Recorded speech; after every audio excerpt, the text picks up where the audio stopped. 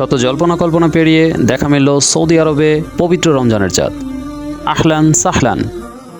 দেখা গিয়েছে পবিত্র নগরী সৌদিতে রমজানের চাঁদ।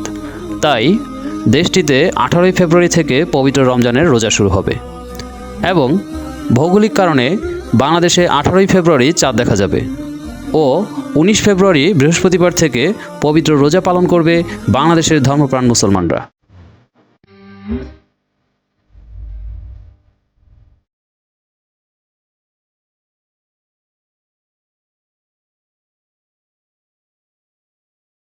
বুধবার 18ই ফেব্রুয়ারি ঢাকার পশ্চিম আকাশে সূর্যাস্ত হবে 5টা 56 মিনিটে।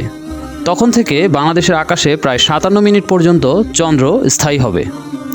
রহমত, বরকত ও মাগফিরাতের ফজিলতপূর্ণ মাস পবিত্র মাহে রমজান। এর পবিত্রতা রক্ষা করার দায়িত্ব আমাদের সবার।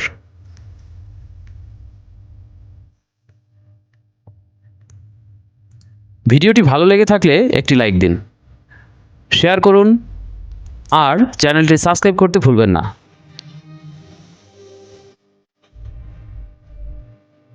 এছাড়া আপনি কোথা থেকে চাঁদ দেখছেন কমেন্ট করে জানাবেন। সবাইকে পবিত্র রমজানের শুভেচ্ছা।